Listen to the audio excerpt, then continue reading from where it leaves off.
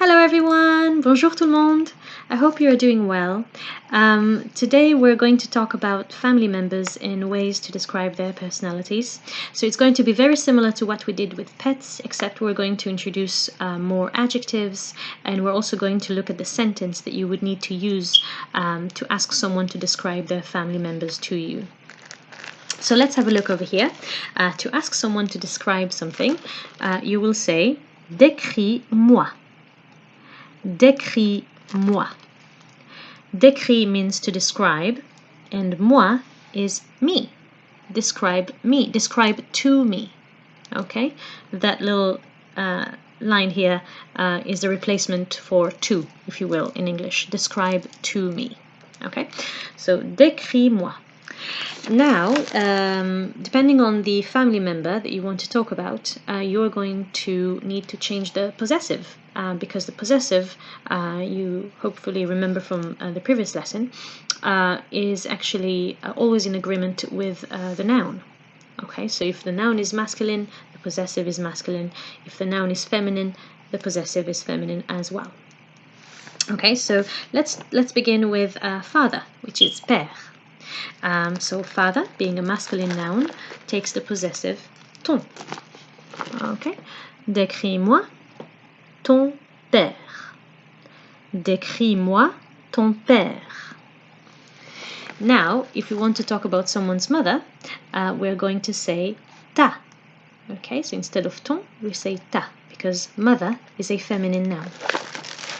So let's have a look here. Décris-moi ta mère. Décris-moi ta mère. Okay, so we have ton père and then ta mère. Now, sometimes you might want to talk about more than one person, a group of people really. So you could say, brothers, sisters, cousins, grandparents as well. So in that case, the possessive does not change in terms of gender, but it has a different form because it's the plural form. So instead of saying ton or ta, you will say tes. Okay, tes. So décris-moi tes, and in this case we have grands-parents. Grands-parents, grandparents. So the spelling is quite similar to the version in English, right? But of course the pronunciation changes a little bit. So décris-moi tes grands-parents. Now let's go over these sentences again, and we're going to use some rhythm, as we mentioned in the previous lesson. Hopefully this will help. So again, whatever rhythm works for you. We're going to use a very simple rhythm here. So let's go over this together. Décris-moi ton père. Décris-moi ta mère. Décris-moi tes grands-parents. Okay, one more time. Décris-moi ton père. Décris-moi ta mère. Décris-moi tes grands-parents. Okay, well done. So of course you can use whatever rhythms you like, you find appropriate, and hopefully this will help. So I'm just going to fix some words around here. There we are. So now we're going to look at the answer then. So it's exactly the same as the one we used for pets, except of course we're going to change the pets to family members, and we're going to look at some new adjectives. So let's look at the father here. So let's look at the sentence. So we've got mon père est gentil. Mon père est gentil. So because father is masculine, we're saying mon. And you can see the similarity between the possessive here, mon, and in the question, ton. Okay, so it's very similar. So mon père est gentil. Now, gentil looks a lot like gentle. So your father is kind. My father is kind is what you're saying in the sentence. Now, if you want to talk about the mother, we're going to change mon into ma. Again, notice the similarity with the question, ta. Okay. So, ma mère est vive. Ma mère est vive. So vive is lively. She's a lively person. And then for the plural form, we're going to say mes grands-parents sont. So mes, note, is similar to tes in the question, okay? It's just the letter that changes really. So let's look over here. Mes grands-parents sont heureux. Now here I'm pronouncing every single word individually, but if you want to sound more natural, you're going to have to join these two together in a way. So sont et heureux. Now this is because heureux actually sounds, it begins with a vowel sound, e, e. Okay, so in that case, the T from sont has to be pronounced. So instead of saying sont heureux, we're going to say sont heureux, heureux. Okay, so we have to pronounce the t, t, t, t, heureux. Okay, so mes grands-parents sont heureux. All right.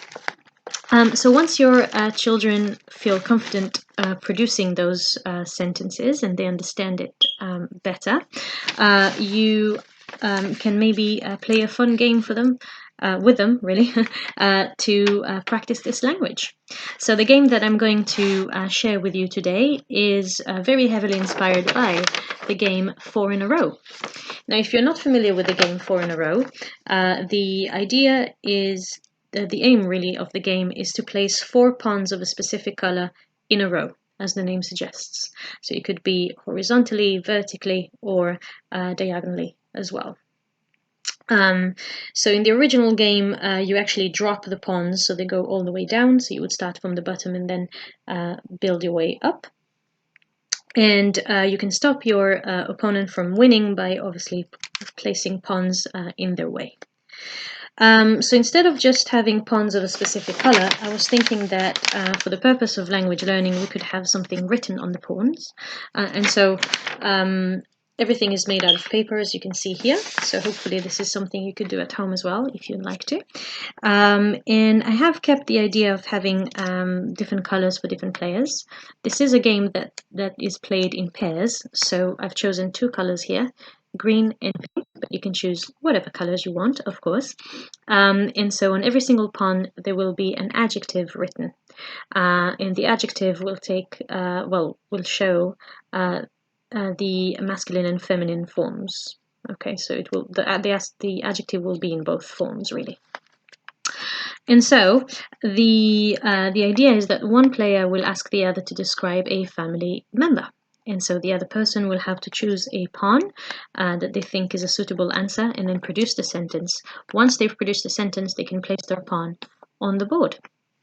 So for instance, if someone asks me, décris-moi ta cousine, and I'm on team green, for instance, I could say, ma cousine est heureuse. Remember the T sound needs to be pronounced. Ma cousine est heureuse. Or ma cousine est vive. Or ma cousine est blonde, if you want to introduce some physical appearance as well into the game. So I would choose, for instance, vive. Okay, so I will say ma cousine est vive. And so I will place my pawn on the board right there. And then I will ask my opponent, décris-moi ton père. And so they could choose, for example, mon père est grand. My dad is tall. Or mon père est gentil. And so on and so forth. So let's say that they chose gentil. So they will place their pawn either next to mine or maybe on top of it as well, to try and stop me from winning. So this is a game that's very adaptable to all kinds of different topics. You could do the weather, you could do time, so many different topics really. If it works for your child, that's Absolutely fantastic. Ideally as well, you would be playing this on a flat surface, but obviously for the purpose of this video, it's a little bit easier to show it to you through sticking the pawns onto the board. So I really hope that you found this video helpful. If there is any other topic that you would like me to cover, or any grammar point that you'd like me to explain to you or to your children, of course, I'm very, very happy to do so, as always. Let's leave no child behind. Let's do this together and have a wonderful day.